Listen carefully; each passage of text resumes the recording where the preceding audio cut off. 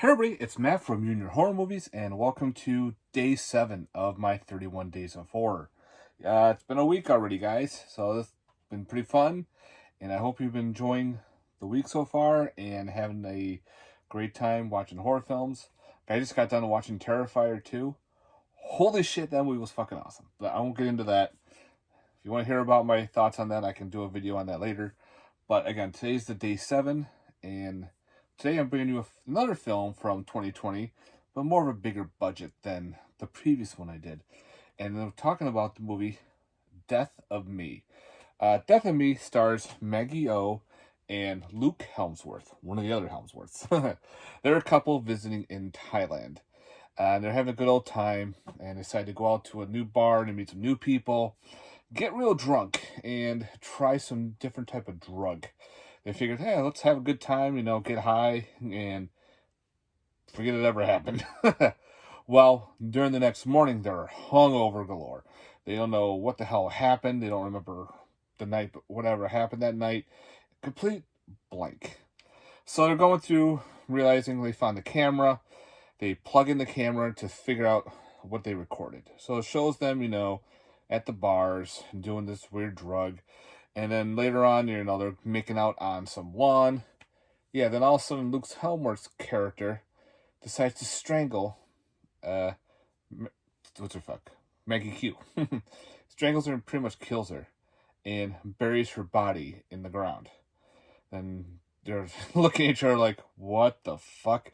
And pretty much, she doesn't trust him and everything. He's like, wait a minute. My mind's a blank too. Besides, you're not dead. And you don't have strangle marks on you. What's going on? This didn't happen. What? So they're trying to piece everything. So they decided to backtrack and figure out what is going on. They meet up with a couple old friends and, trying to, figure out what they do last night. At the same time, they realize, well, we gotta get to the ferry. We'll forget about it, it's all in the past because a typhoon is coming. So they want to get off the island and avoid this typhoon. Well, of course, they miss their ferry. They gotta figure out, all right, maybe we can find another boat somewhere. Meanwhile, Maggie Q's character is still puzzled at what happened last night. Why did she see pretty much her husband murder her on the camera? And she finds some weird Thai, folklore areas, some black magic. So she realizes that there's something going on, and what is happening, why is she chosen for this black magic ritual to occur, and the islanders are all acting weird and trying to figure out what the hell's going on.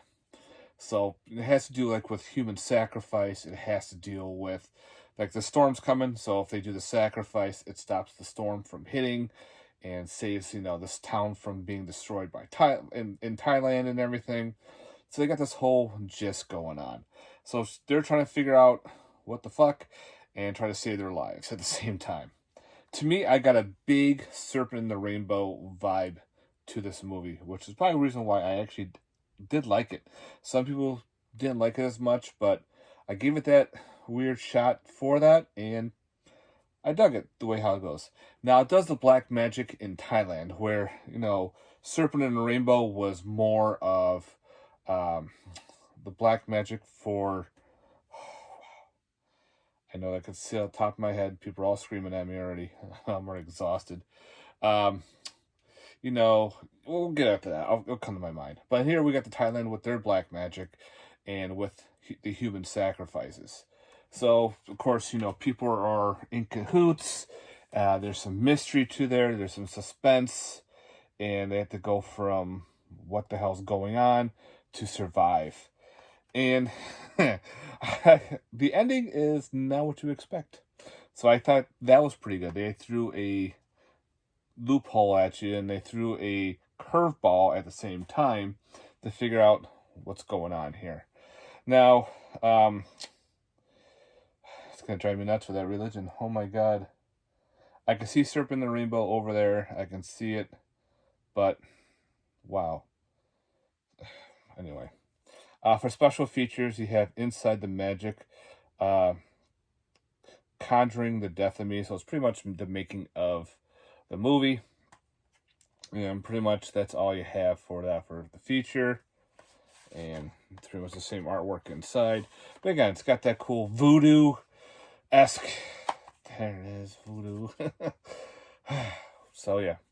So we got that, again, the black magic type style. So if you look at this movie and think, well, I don't know, maybe, well, think about it as like a serpent and a rainbow, but with the female as the one that's being seduced and drugged and to go through the ritual that what happened in Serpent and then with this one, but you also have a different area of geographical location. So instead of being in voodoo-esque, South America, everything, we're now in Thailand. So again, I thought this was actually pretty fun. It's not very gory. I like the special effects that they used. I liked how they did some research and did some of the Thai history and religion here as well. So yeah, so definitely give this one a shot, guys. If you want to ever check out Death of Me, I recommend it. Not gonna be for everybody, so if you're not into those type of movies, you may not like this one as much, but I did like this. I thought it was very interesting. So definitely, if you want, check out Death of Me from 2020. This is put out by Lionsgate, so you could probably find this pretty cheap somewhere, hopefully. But don't spend too much. All right, guys. Thanks very much for watching. I hope you enjoyed this review on Death of Me. Let me know in the comments down below, guys. Peace.